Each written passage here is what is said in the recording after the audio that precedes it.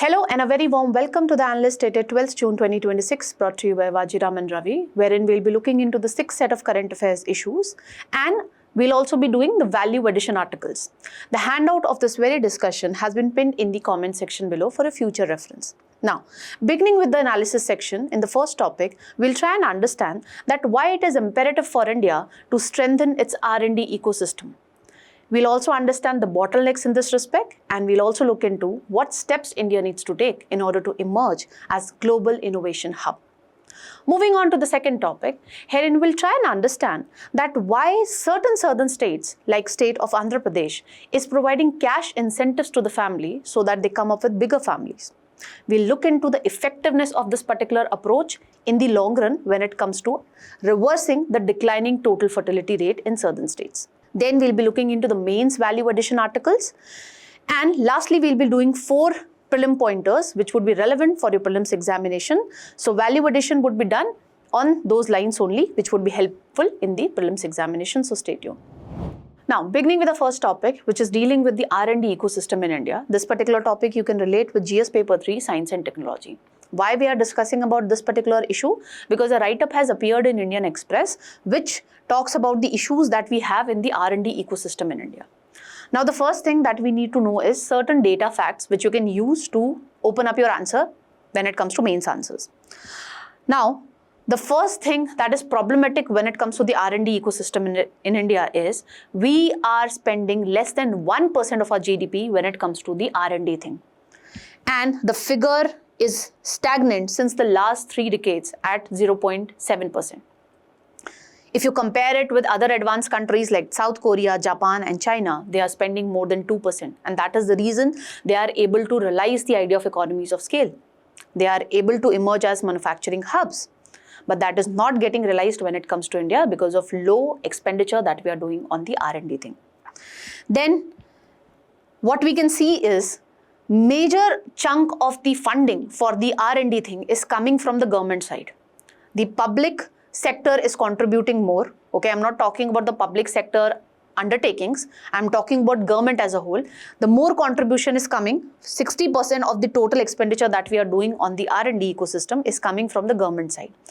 Very few contribution is coming from the private sector. Why do you think it is the case? The reason being, as the article today points out, that when it comes to the private sector, they are more guided by short-term financial gains rather than focusing upon R&D, which is going to materialize after 5 to 10 years. The second reason being, we already have a dominant large domestic market. So the private sector is of the view that whatever products that we are producing, it is already being bought by the domestic consumers.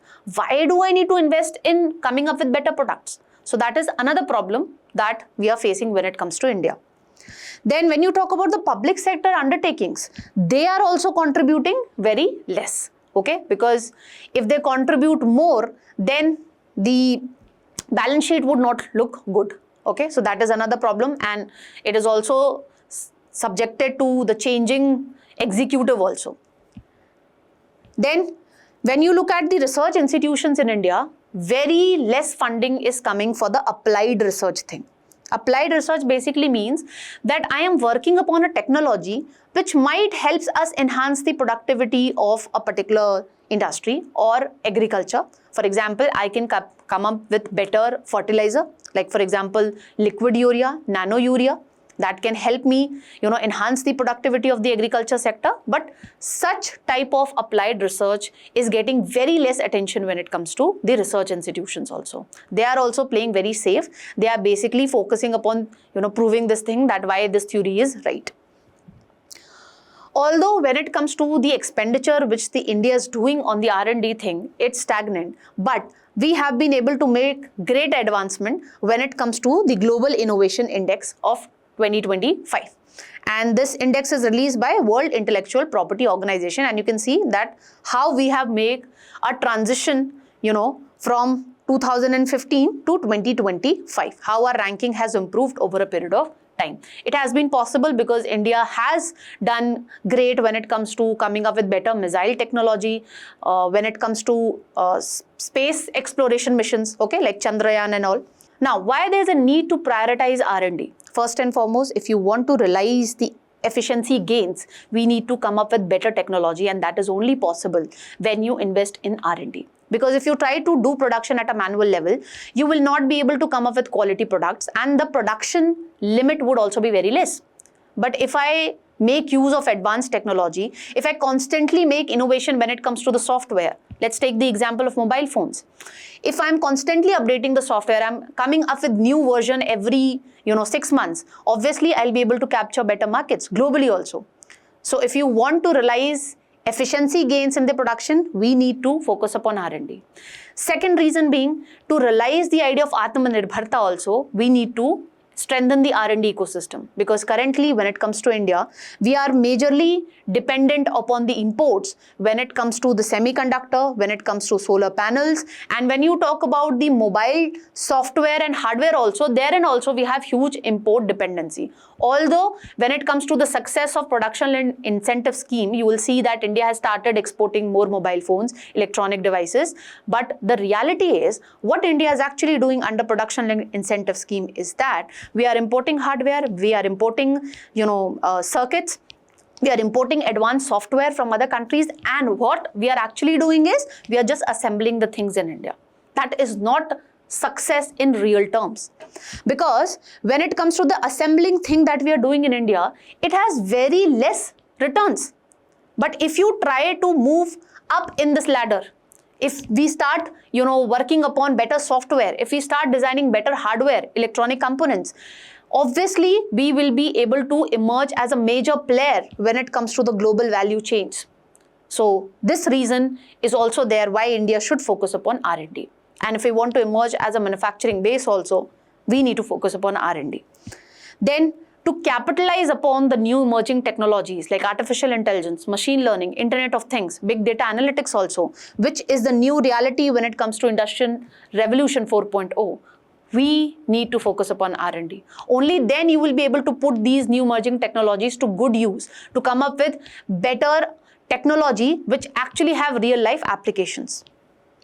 To improve the standard of living.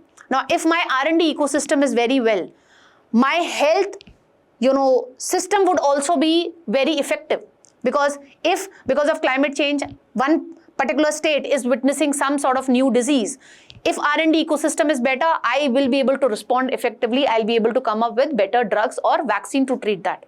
So to improve the standard of living also, we need to focus upon R&D. Similarly, when it comes to space technology, if I have the better capability to create better satellites, I will be able to provide low-cost internet services, and we will be able to address the digital divide. And this would also help us realize the goals of e-governance effectively.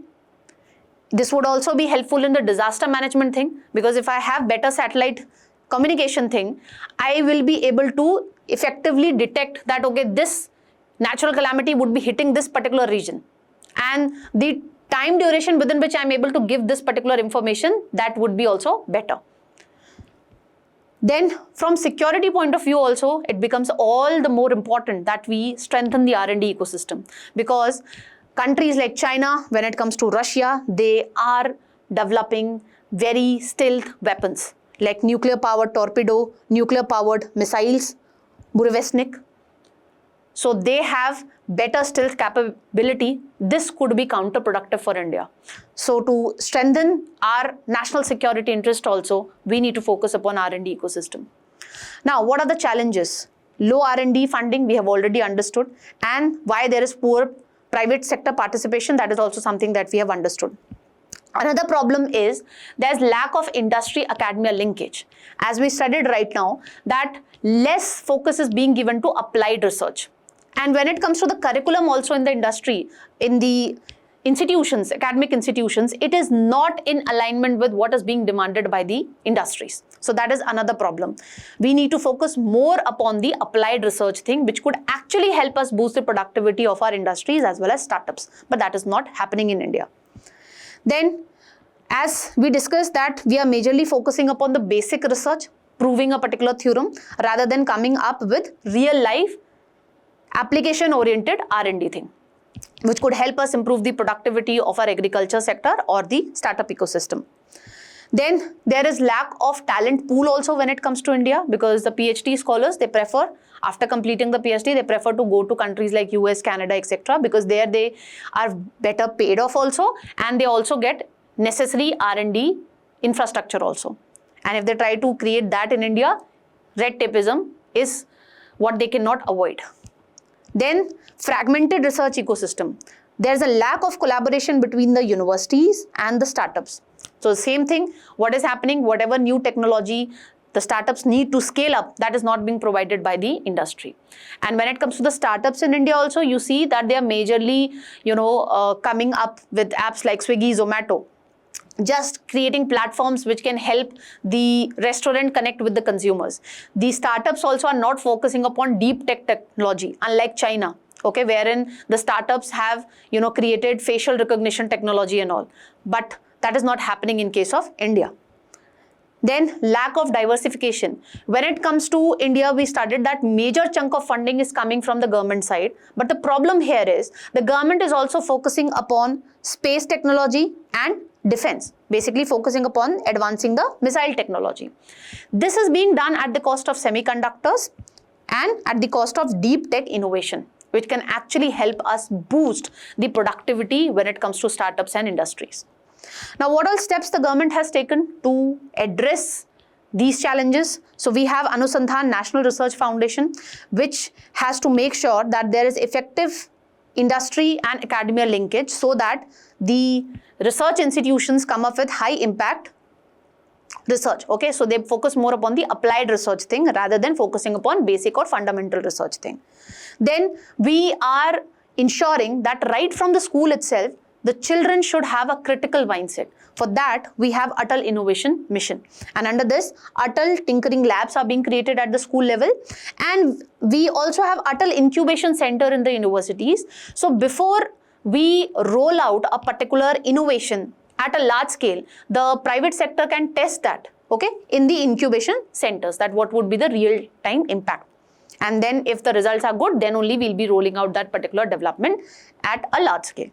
Then the government has also started focusing upon new technology like the quantum technology, which helps us do secure communication irrespective of the distance. Then we are also focusing upon semiconductor value chain. So allocation has been provided to improve the semiconductor ecosystem under the production link incentive scheme.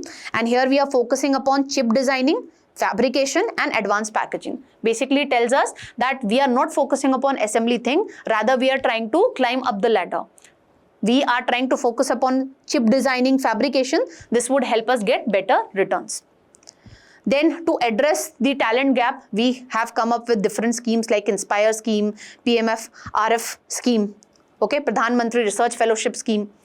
This is basically to attract the best minds in higher education institutions like IISc Bangalore, like IITs, so that we can carry out better high impact research. Then we are trying to address this lack of linkage between the industry and the academia by coming up with the research parks at IIT Delhi and Guwahati. And for this we also have Imprint India, which is trying to ensure that the research is being done in 10 technology domain which have high impact. Having understood what all steps we have taken, now what more needs to be done? Just you have to reverse the challenges. Boost the R&D, make it at least 2% of the GDP. Incentivize the private sector that they also come forward and contribute to strengthen the R&D ecosystem. For that, we can provide them with incubators and we can provide them with some tax incentives. Then to strengthen the industry academia linkage, we need to come up with R&D committee cells in universities, okay, which can effectively have a dialogue with the industry partners that in what areas they want the innovation and the R&D needs to be done, so that we can make sure that majority of the research should be applied in nature. And this cell would also help in, commercialization of whatever innovation we have done.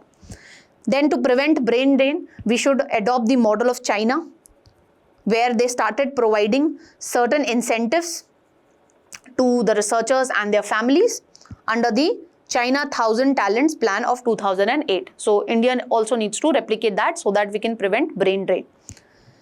Promote industry-academia linkage. For this, the obsolete curriculum needs to be changed over a period of time, and we should have a negotiation with the industry that what kind of skill set they actually demand, and accordingly the requisite change in the curriculum at the higher education institution needs to be done. And for this, we need to capitalize upon the triple helix innovation model. What is this triple helix innovation model? Wherein the industry, government and the academia, they come together and they focus upon applied research. How they three can collaborate with each other. Government is supposed to provide necessary funding support, especially for the applied research thing.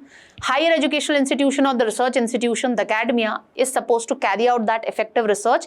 And what would be the role of the industry? The role of the industry would be commercialize that particular high impact innovation that is being done. Okay.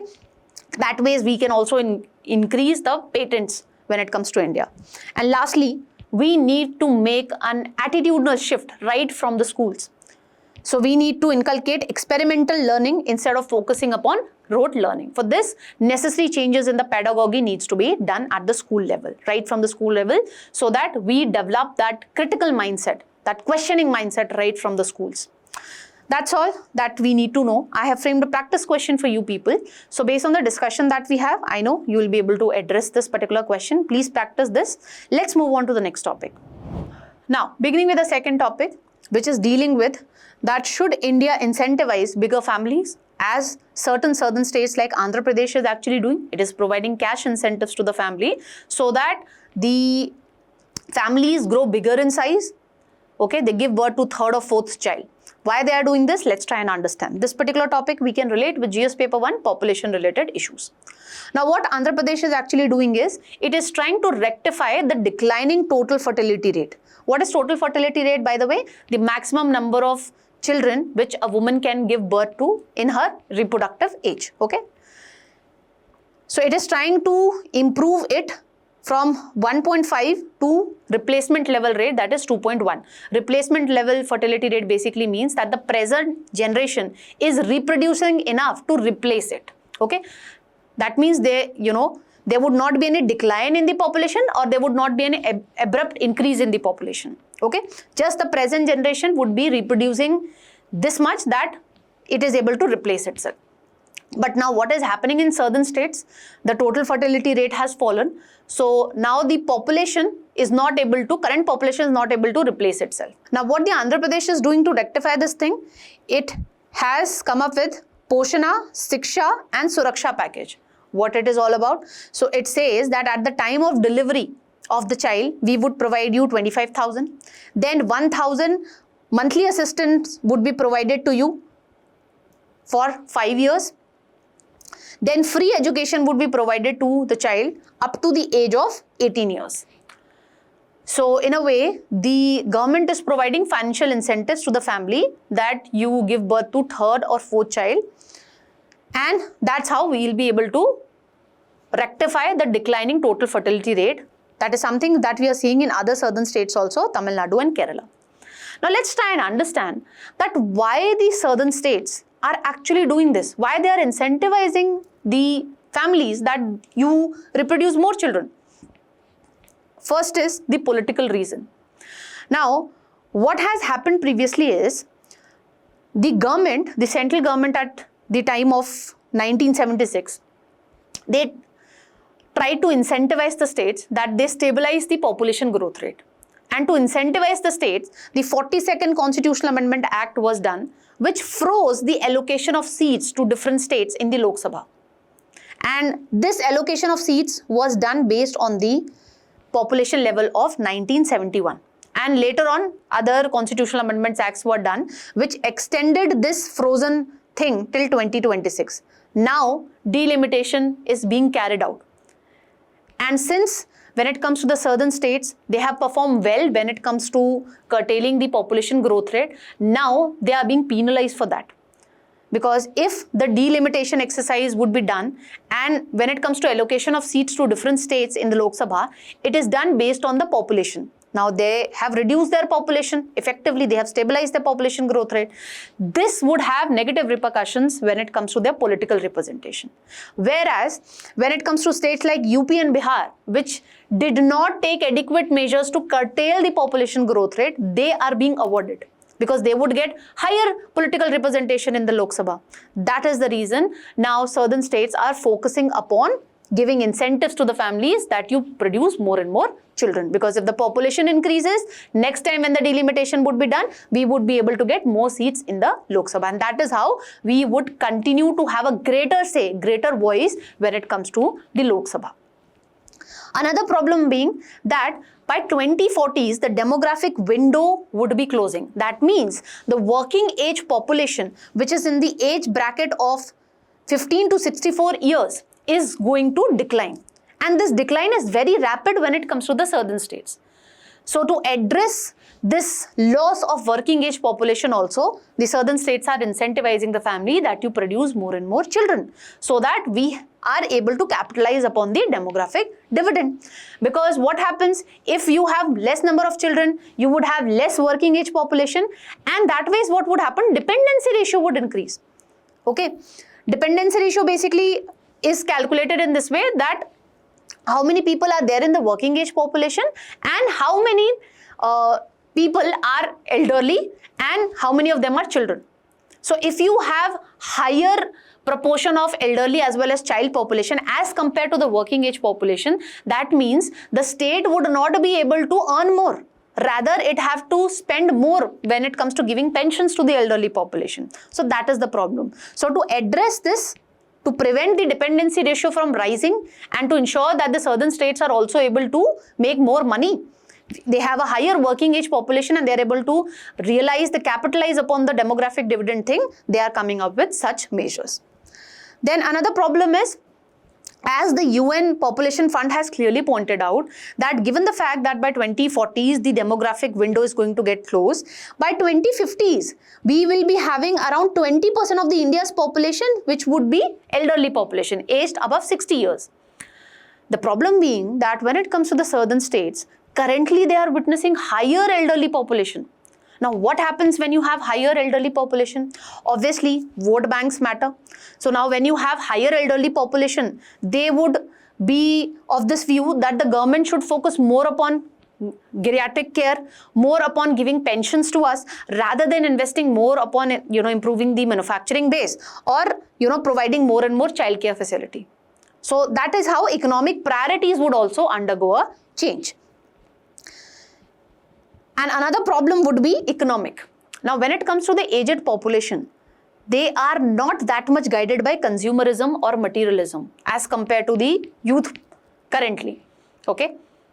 As and when the new version of iPhone is released, everybody is mad when it comes to getting that new version. That craze is not seen when it comes to the aged population. They are better with their feature button wala phone. So that is problematic, na? Because when it comes to India's GDP, it is consumption led. 60% of India's GDP is dependent upon the consumption thing. So when you have higher elderly population, consumption would be low, and that is how the southern states would not be able to contribute enough when it comes to the GDP thing. That is problematic. Another problem being that in the southern states, we are already witnessing this epidemiological transition. What is this epidemiological transition? That initially what used to happen, that a particular state would be impacted more by communicable diseases. Okay, but at a later stage, as in when you see economic development in that particular stage, there would be rise in non-communicable diseases like cancer, cardiovascular disease, etc. And this is something which is a reality when it comes to the southern states.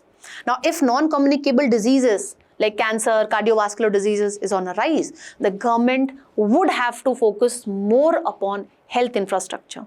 And the treatment of these diseases is quite costly also.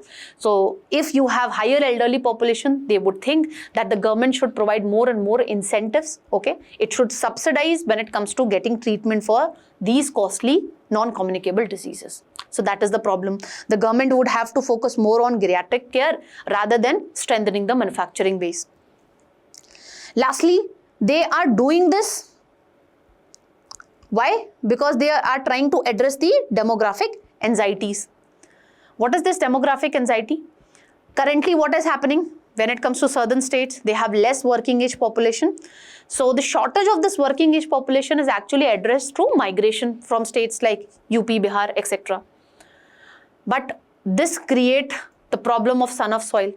Now the southern states people are like this. How come these people are able to get and come and get the job? They are snatching away our livelihood opportunity. So to address this demographic anxiety and to make sure that there is no rapid or considerable demographic change, okay, the local people continue to have the dominance when it comes to their say in the political matters. To address this thing also, the southern states are of this view that we need to address this declining trend when it comes to total fertility rate. Okay, so these are the reasons why southern states are actually providing cash incentives to the family that you produce more and more children. But what is the problem here? Why this approach is not going to be effective in the long run? First and foremost, when it comes to the demographic transition, it is a very complex procedure. Why?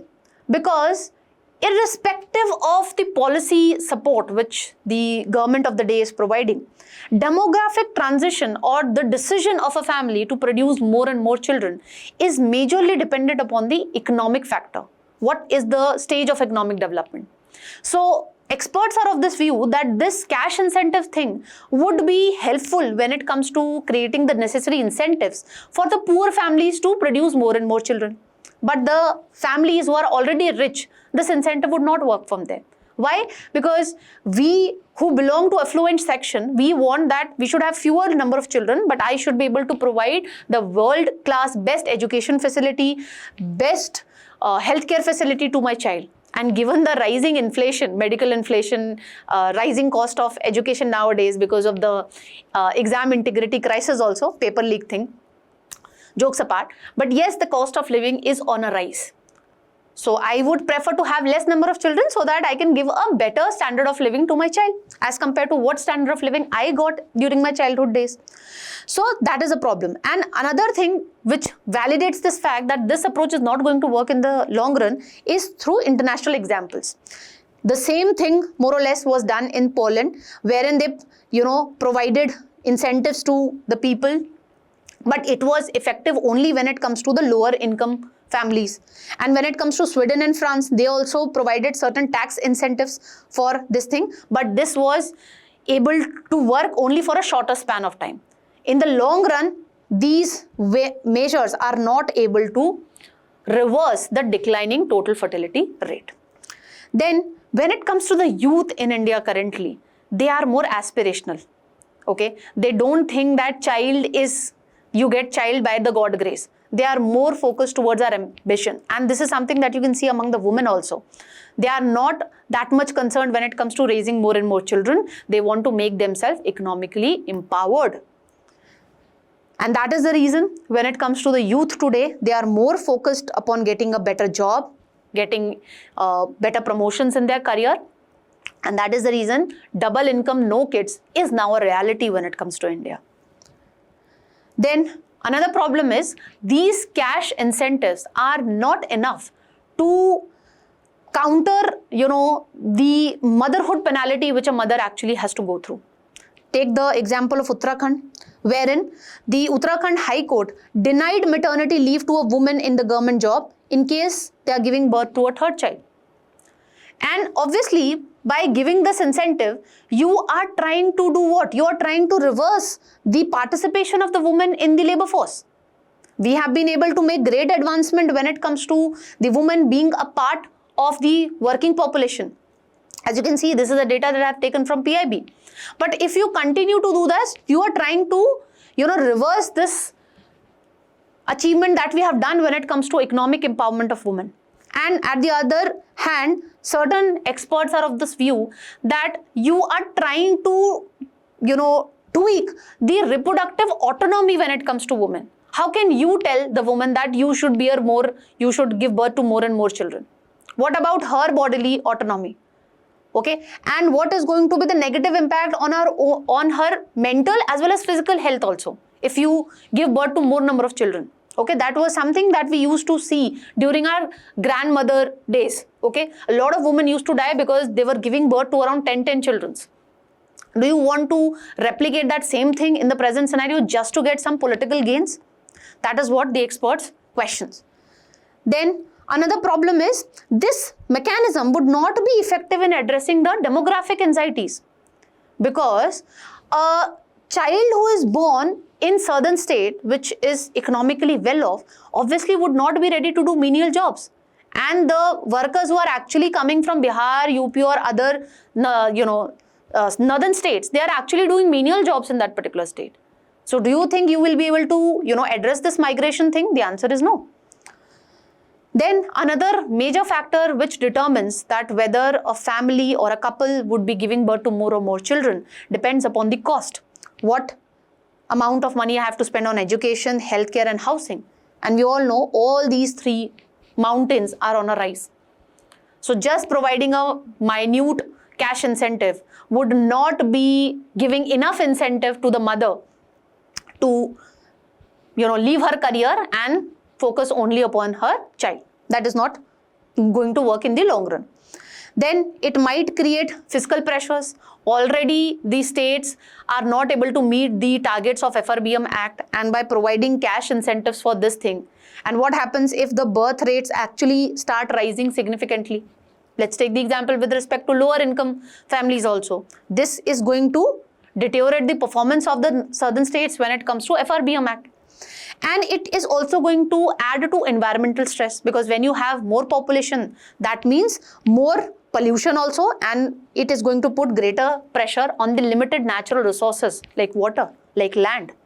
So that is another dimension which these states need to look into. Now, what is the way forward? How we can address this particular issue? Firstly, if you want to naturally incentivize a woman that you give birth to more children, try to address the motherhood penalty.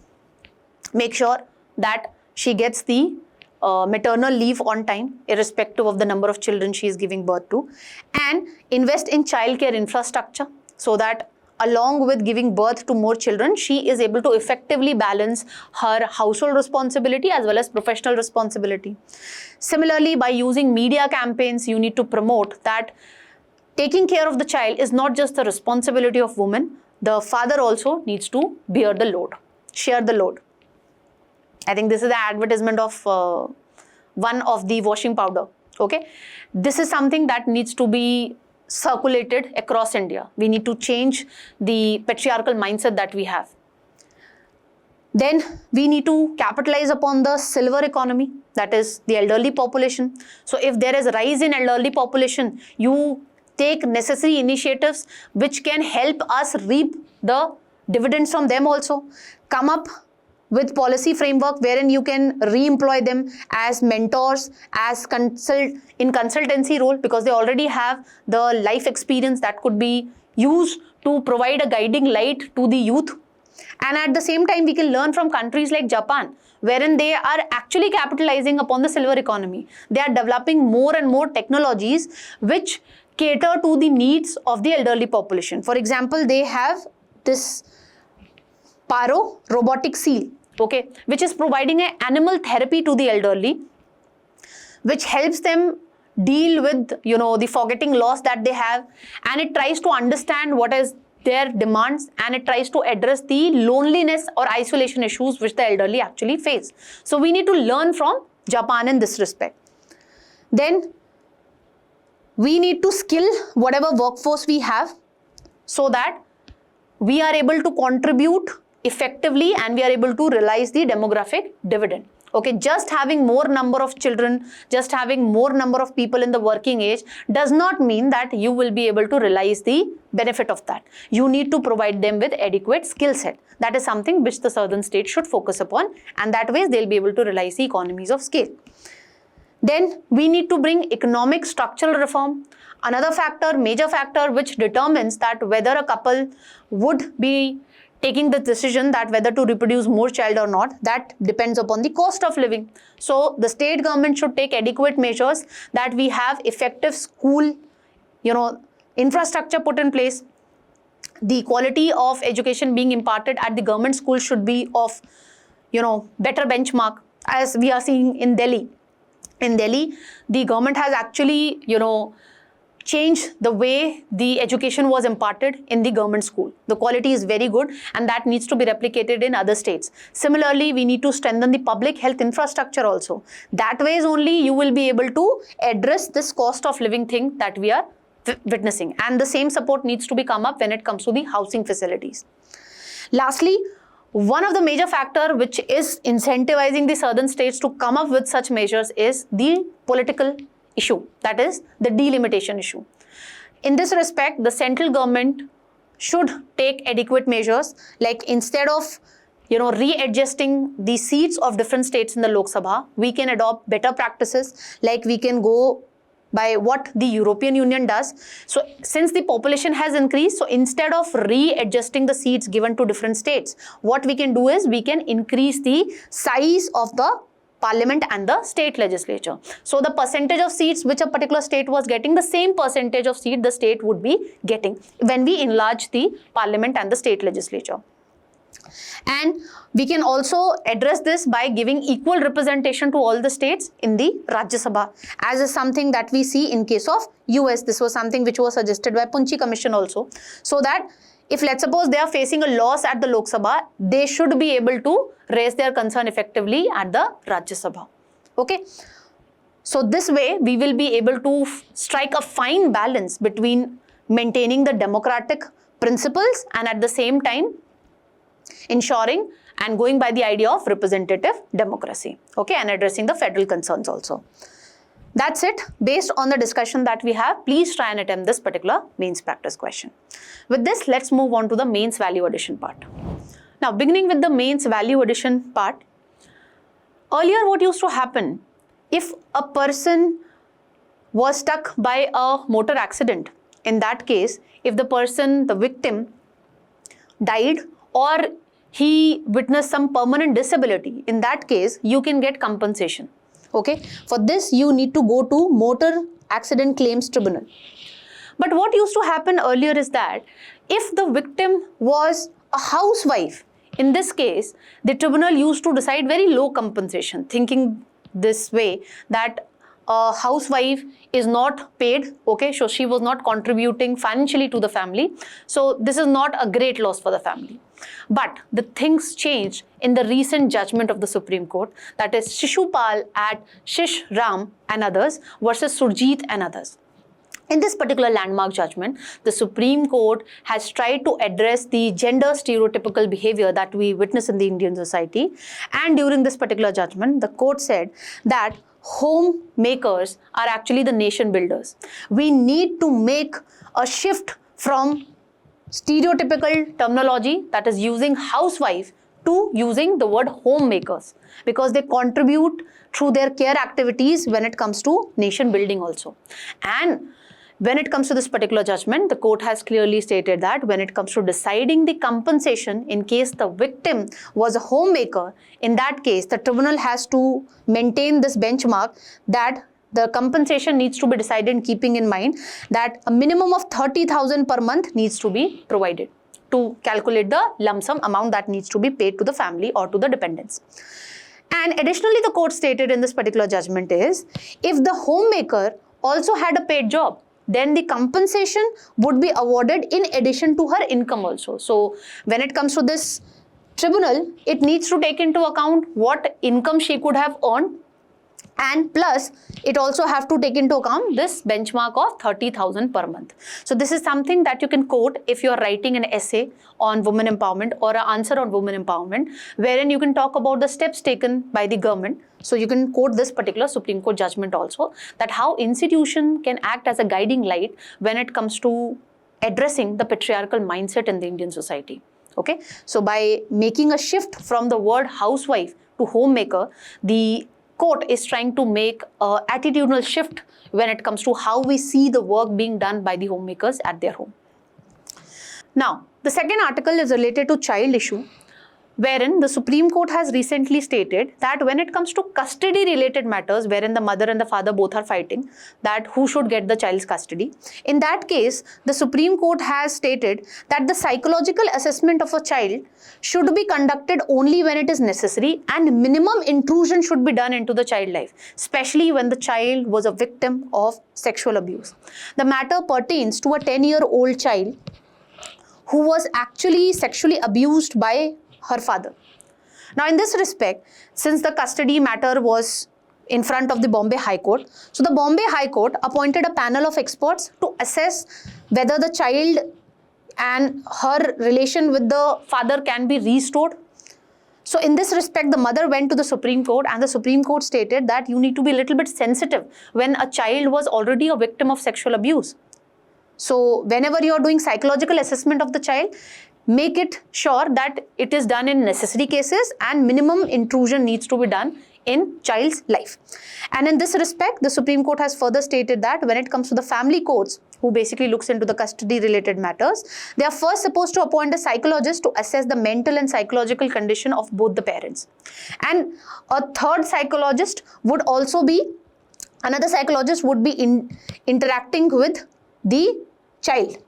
And then the report should be presented in front of the family court, and based on the reports provided by the psychiatrist who have assessed the parents and who has assessed the child, based on the reports, the family court should determine whether any further psychological assessment of the child is necessary or not. So you can quote this thing when you're talking about the POSCO Act, because this is the recent landmark judgment given by the Supreme Court, and you can also quote it whenever you are talking about the child related matters. Another advancement is in the domain of disaster management. Recently, the Home Minister of Delhi has stated that 90% of the buildings in Delhi do not have fire no objection certificate, and soon smoke detectors, fire extinguisher could soon be made mandatory at the homes. Now, whenever you get a question on the fire related incidents, because recently, because of the congested urban space that we have in Delhi, we are witnessing various fire related incidents recently. Okay. So in this respect, you can quote this thing that Delhi government is planning a good step, and yes, this should be made mandatory to reduce the number of deaths that take place because of the fire related incidents. And you can also quote the different suggestions which are mentioned here. Okay, that install safety device like circuit breakers, charge lithium batteries only in open, well ventilated spaces, because at times the EV vehicle has bursted when it was put on charge. Avoid lifts during fire. So all these, recommendations also you can incorporate to give a way forward that what steps we at the individual level and at the residential welfare association level, what all steps we can take. Now, let's move on to the prelim booster segment. The first article is dealing with the Pradhan Mantri Surya Ghar Muft Bijli Yojana. Now, the problem in this case is when it comes to the implementation of this particular scheme is that under the scheme, the government has made it mandatory that you have to procure domestic content requirement compliant solar panels. Now, under the scheme, when it comes to the individual household, this was already mandatory. But the new development is currently it has been made mandatory when it comes to the commercial and industrial solar projects. Okay, so that is the reason there has been a sudden increase in the demand for solar cells which are made locally, but the supply is not in accordance with the increased demand. So that is the problem. Now, this particular topic you can associate with the government schemes. Let's try and note down certain prelim facts related to this particular Yojana. So it was launched in 2024. It is a central sector scheme. That means entire funding would be coming from the central government. It is recognized as the world's largest domestic rooftop solar scheme. And you can see that already 40 lakh installation has been done under this particular scheme. So it is a great achievement. Nodal ministry obviously would be Ministry of New and Renewable Energy, and the implementational timeline would be this 23-24 to 26-27. And the objective is to scale up rooftop solar installation in households and support India's clean energy goals. Rooftop solar installation in 1 crore residential households is the target by 2026-27. And already in 40 lakh houses, we have already installed it. So it is a great achievement. When it comes to the eligible homes, they would be provided with 3 units of free electricity per month. And incentives has also been provided to the local bodies. For them, they promote, so that they promote the solar installation in their respective areas. Financial incentives would be provided to them. Now, who is eligible to get the benefits of this particular Yojana? The household needs to be an Indian citizen, and the house must have a suitable roof so that we can install the solar panels, and it should have a valid electricity connection. Okay, only then we will be able to make sure that excess electricity is provided to the discoms. Accordingly, net metering thing could be put in place, and should not have any other rooftop solar subsidy. Okay, so they are eligible only when they have not availed any prior rooftop solar subsidy. Under this, we also have the concept of model solar villages. So one village in each district we are planning that we would be giving this designation to that village, that it is a model solar village, and it would act as a role model. When it comes to the subsidy structure, please pay attention to this particular thing. Now, when it comes to the first 2 kilowatts, 30,000 would be provided per kilowatt. So that means if I install a rooftop solar panel which has the installed capacity of around 2 kilowatt, then I will be getting a subsidy of around 60,000. And if additional 1 kilowatt is also installed, then I will be getting additionally 18,000.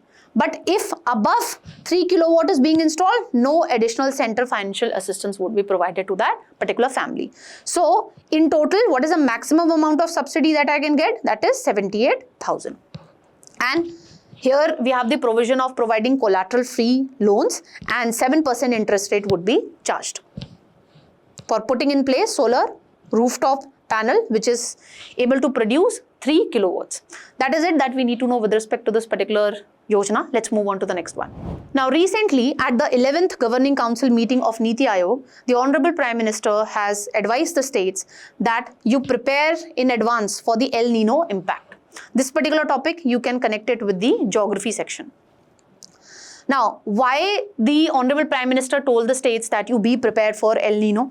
The reason being, recent reports of National Oceanic and Atmospheric Administration clearly points out that this year we might be witnessing El Nino phenomena. What is this El Nino phenomena? For this, you need to understand what is the normal condition. Okay, so in normal situation, here you see high pressure, and areas around Australia and Indonesia, you will witness low pressure. We know that wind actually move from high pressure to low pressure. So the trade winds usually move in this direction, from east to west. Okay, this is the normal flow of trade winds in the normal situation when you don't have El Nino.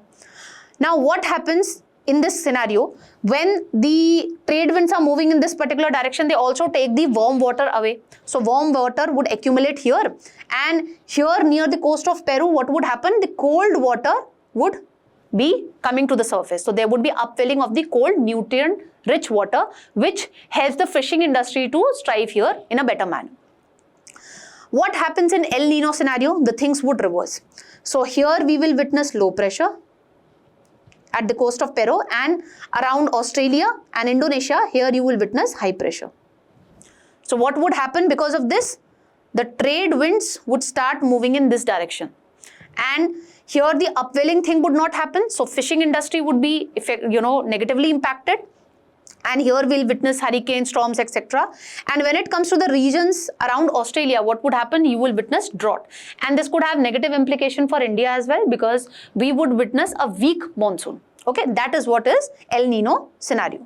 The same thing has been written here, that when it comes to El Nino, it is a warm phase of El Nino Southern Oscillation. So you have La Nina as well as El Nino, marked by abnormal warming of surface water in the eastern and central equatorial Pacific Ocean, this region. Okay, this becomes warms and this become colder, and because of this, what would happen? The counter equatorial oceanic current that used to flow along with the trade wind in normal circumstances, it would not flow, and what would happen? More and more warm water would get accumulated here.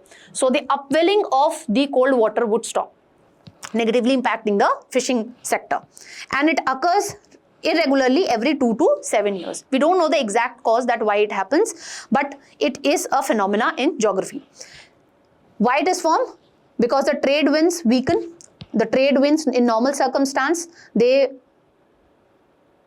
move in this direction, east to west direction, but during this El Nino scenario, they weaken and they start moving in this direction, allowing warm surface water to shift eastward from the Western Pacific towards the South America. Now, if here near Australia you have high pressure and here you have low pressure, wind moves from high pressure to low pressure, what would happen? Warm water would get accumulated here at the coast of Peru. Okay, and that is what it is saying, that it allows warm surface water to shift eastward this direction from the Western Pacific Ocean, that is near Australia, towards South America or the coast of Peru. And thermocline, that is the distribution of temperature in different layers of oceanic water, that deepens in the Eastern Pacific here in the coast of Peru, and it suppresses the upwelling of cold and nutrient-rich water. I told you it negatively impacts the fishing industry here. And it also alters the atmospheric circulation, that is known as southern oscillation. So southern oscillation is nothing but this change in the pressure conditions. What is going to be the implication? It would create the hottest year, because in whichever year we witness El Nino, those were the hottest year on record. When it comes to India, we will witness a weakening of the monsoon and we might witness drought condition also, because the water stress situation might get magnified. And when it comes to the coast of Peru, South America, they will witness heavy rainfall, floods and coastal erosion. And when you talk about Australia and Southeast Asia, there also drought and heat wave conditions and wildfires would be witnessed. More impacts on India, monsoon failure would be there, crop losses would be there because of reduced availability of water. Heat wave might get intensified, especially in the northern and the central India, because there the moderating effect of sea is very less. Then water stress would get amplified, and because of crop loss, what would happen? There would be less supply of crops and ultimately we might witness food inflation in this particular year. Okay, I've given you relevant examples. You can just go through it. With this, let's move on to the next topic. Now, when it comes to the state of Kerala, apart from the Nipah virus, which is on a rise when it comes to the state of Kerala, another disease we are witnessing when it comes to the state of Kerala, that is Bacillary dysentery cases. This particular topic you can associate with the science portion of your prelim syllabus and in that disease part. Now, how it is caused? What is the causing agent? So, the causing agent is basically a bacteria, and when it comes to this Bacillary dysentery, it is also known as shigellosis. What are the symptoms? So, once you get infected by this Shigella bacteria, the symptoms would not be showing early. Okay, and whatever symptoms you will witness, that would be very mild in nature. For example, the person would witness diarrhea, fever, abdominal pain, nausea, vomiting, and the stool might contain blood and mucus. In severe cases, okay, the person can witness reactive arthritis. Arthritis is basically inflammation of one or more joints, so it becomes difficult for the person to walk, and acute kidney disease could also be one of the symptoms that could be witnessed in that person. What is the mode of transmission? So it is mainly transmitted through fecal oral route. So if you come in physical contact with fecal material of a patient who have this particular disease, including diaper changing, anal oral sex, or indirectly if you have consumed contaminated food or water. This is another mode of transmission. It is highly contagious because it just takes a small number of bacteria to cause this particular infection. Now, who are at greater risk when it comes to this particular disease? So young children, then whosoever is traveling to developing countries, homeless people, okay, because there is poor sanitation facility, and one of the mode of transmission, major mode of transmission is fecal oral route. So homeless people are at greater risk of contacting this particular disease. And people who have weak immune system may develop more serious illness. Normally, a person would be witnessing mild symptoms, but if your immune system is quite weak, you might witness severe illness also, and in rare complications could also be witnessed, for example, kidney related disease, reactive arthritis, etc. What is the incubation period? That incubation period basically means the day I got infected by this particular bacteria and in how many days my body would start showing the symptoms, okay, like diarrhea, fever, etc., nausea, vomiting. So it usually take 1 to 3 days, but in certain cases it can take 7 days also when the body would start showing the symptoms. How it can be managed? So whosoever has got infected, we need to isolate that person. and fluid replacement needs to be provided, and prescribed antibiotics needs to be provided to that person. And you need to ensure that you are not coming in contact with that infected person, because it mainly gets transmitted through fecal oral route. Now the last topic is dealing with the Armed Forces Special Powers Act, and in this respect the Honorable Home Minister, Union Home Minister, has stated that by the end of this year we would make sure that AFSPA remains applicable only in 1 or 2 northeastern states, not in more number of states. Okay, so this is something that you can associate with polity. Let's note down certain pointers with respect to this particular act. So it came into force in 1958, and it basically gives some extraordinary powers to the military personals so that they can restore law and order in a disturbed area. So the objective is basically to operate in disturbed area and restore the public order, which is seriously threatened when it comes to the law and order in these areas. Currently, it is effective in 4 states of India, that is Nagaland, Assam, Manipur and Arunachal Pradesh, and that is the reason the Honorable Union Minister, Home Minister, has stated that by the end of the year we would try to restore peace in these disturbed areas in these 4 states, and we'll try to make sure that it is applicable only in 1 or 2 states, okay, not in these 4 states. And previously it was applicable in Tripura, Meghalaya and Mizoram, but now the AFSPA is no more applicable when it comes to these states. When it comes to Jammu and Kashmir, on similar lines, we have a separate act, that is Armed Force Jammu and Kashmir Special Powers Act of 1990, to restore the law and order when it comes to the state of Jammu and Kashmir. Now, when it comes to declaration of disturbed area, who is going to define that which area is a disturbed area? So it can be done by the governor, administrator. Central government can declare a part or whole of that state or union territory as disturbed area if they believe that situation requires armed forces to help the civil authorities when it comes to restoring the law and order. What all special powers the armed force personnel actually get? So this include shooting or killing a person if they found that a person was violating any law. They can arrest and they can carry out research in premises without waiting for warrant. Okay, they don't need warrant for this. If they have the suspicion that this person is, deteriorating the law and order situation, then they can search your premises and they can arrest you also. They can prohibit assembly of more than 5 people, and they can destroy any arms dump, fortified position from which armed attack can be made, or any training camp for armed volunteers also. Now, why the armed forces are able to take these extreme steps when it comes to restoring the law and order in the disturbed area? The reason being, they have been provided legal immunity with respect to the actions that they are taking to restore the law and order in the disturbed area. Okay, so legal proceedings could be taken against them only with the central government sanction. Okay, otherwise they are legally immune. They are not subject to any court proceedings in this respect for restoring the law and order in disturbed areas. And when it comes to treatment of arrested person, so if the army personnels have arrested a person which is there in the disturbed area, then they have to make sure that they hand over that same person to the nearest police station as soon as possible. Okay, so these are the major provisions that we need to know with respect to this particular act. Now, quiz would be coming up next, so don't forget to practice the quiz and please check your knowledge. That has been from my side. Till then, keep smiling, keep learning. Have a great day, all of you.